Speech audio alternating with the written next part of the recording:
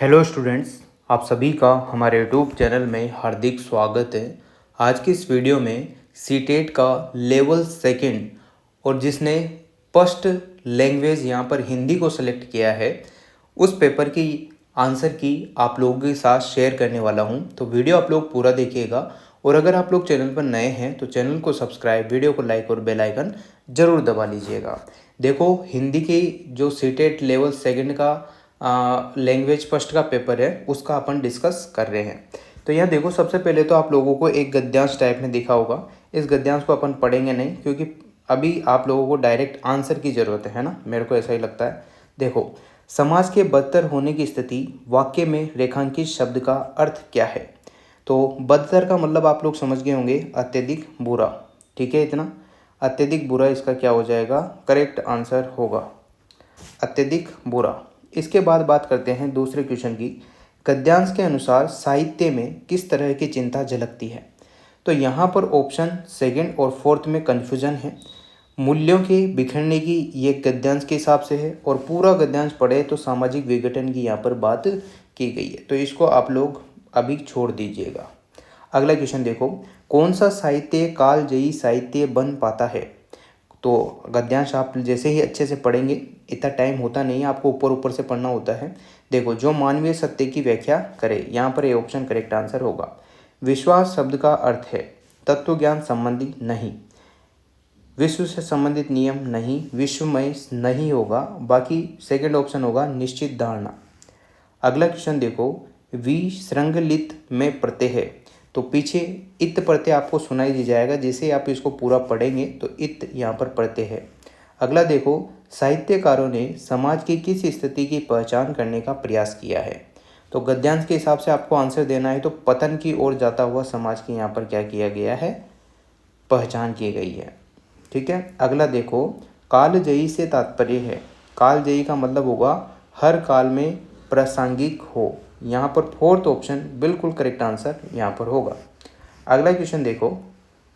अब देखो, बहुत सारे स्टूडेंट सोच रहे होंगे कि सर हमारा तो KLM सीरीज कुछ भी हो सकती है, ऊपर नीचे क्वेश्चन करे जाते हैं सीरीज के अंतर्गत ताकि बच्चे टीपा टापी ना करें, इस वजह से होता है। तो आप लोग जो भी लेवल सेकंड वाले जो स्टूडेंट हैं, सीटेट के जो एग्ज़ाम जिसने दिया है और फर्स्ट लैंग्वेज यहाँ पर हिंदी को रखा है, वो स्टूडेंट देखिएगा। अगला क्वेश्चन देखो, किस तरह के साहित्यकारों की आवश्यकता हर युग में बनी रहती है, जो समाज को क्या करे, जागरूक करे। उसमें समाज को गति कौन प्रदान करता है, गद्यांश के हिसाब से साहित्य करता है। अब एक और यहाँ पर पद्यांश आएगा, पहले गद्यांश आया था फिर पद्यांश आएगा। आप पढ़ लीजिएगा, आपने पढ़ ही लिया होगा। अब आंसर देखो, संध्या सुंदरी किस तरह के आकाश से उतर रही है। तो बादलों से भरे आकाश से उतर रही है संध्या सुंदरी। हृदय राज की रानी किसके लिए प्रयुक्त हुआ है। तो यहाँ पर संध्या जो है शाम का जो वक्त है, गद्यांश के पद्यांश के हिसाब से वो संध्या, ए ऑप्शन करेक्ट होगा। अगला देखो, दिवासवसन का संधि विच्छेद क्या है। तो यहाँ पर देखो, दिवस प्लस अवसान, ये जो तीसरा ऑप्शन है ना वो करेक्ट होगा, दूसरा नहीं होगा, है ना, तीसरा वाला जो है वो करेक्ट होगा। पद्यांश में किसका चित्रण हुआ है। तो यहाँ पर अगर गद्यांश के हिसाब से बात करें तो प्रकृति का।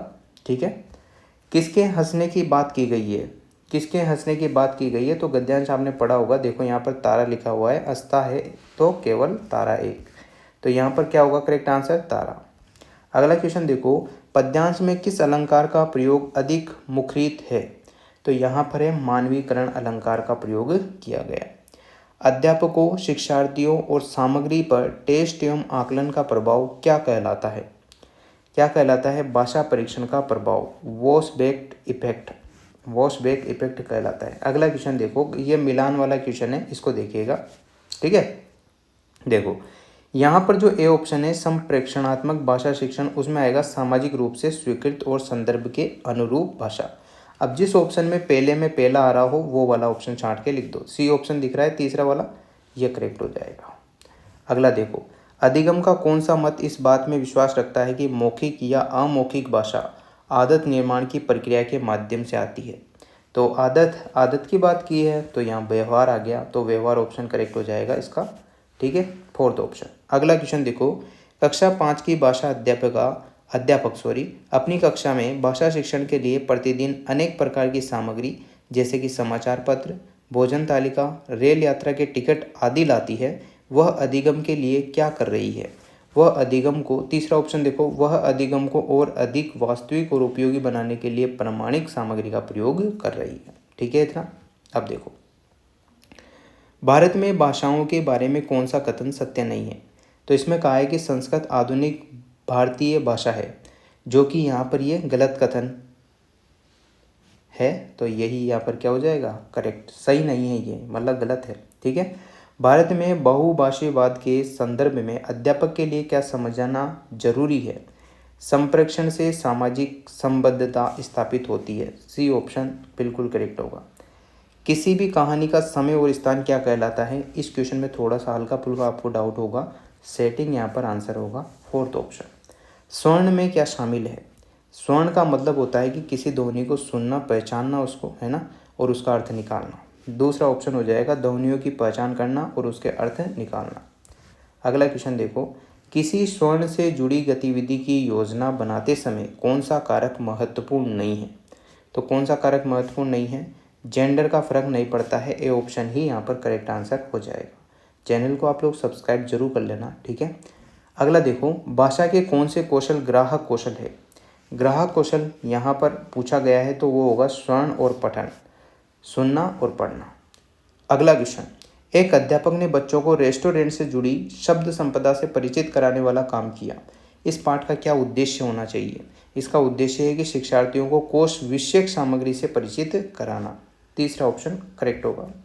अगला क्वेश्चन देखो, भाषा की कक्षा में विद्यार्थी अध्यापक के निर्देशन में समूह बनाकर दिए गए टॉपिक पर एक विज्ञापन प्रस्तुत करता है। इस तरीके से भाषा सीखना क्या कहलाती है? सहयोगात्मक अधिगमन कहलाती है, अधिगम कहलाती है।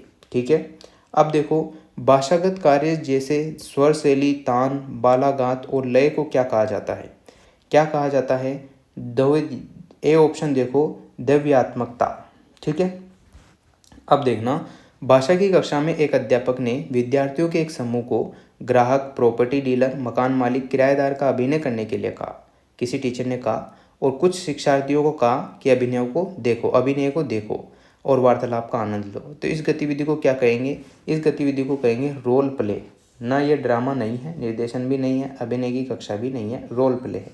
अगला देखो, विद्यालयों को योगात्मक द्विभाषावाद का अनुसरण करना चाहिए क्योंकि यह बच्चे की संस्कृति और भाषा को क्या करता है? महत्व देता है।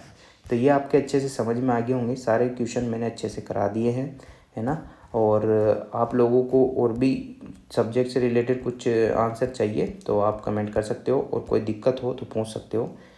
वीडियो अगर आप लोगों को अच्छी लगी, और ना एक बात और बोल दूँ, जो भी आपके आंसर हैं, जो ऑफिशियल आंसर की आती है उसमें से 1-2 क्वेश्चन में करेक्शन होता है, 100% होता है।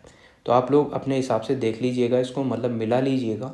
एक आध क्वेश्चन ऊपर नीचे हो सकता है, कोई ज़्यादा विशेष बात नहीं। जैसे कि अभी मैंने एक क्वेश्चन बताया था, उसमें 2 ऑप्शन बता रहा था, तो उसमें ऐसा कुछ हो सकता है ना। तो इन चीज़ों का ध्यान रखें, आप आराम से अपने आंसर मिला लीजिएगा। बाकी सब क्वेश्चन आंसर सही है। और वीडियो अगर आप लोगों को अच्छी लगी हो तो like, comment, share and subscribe.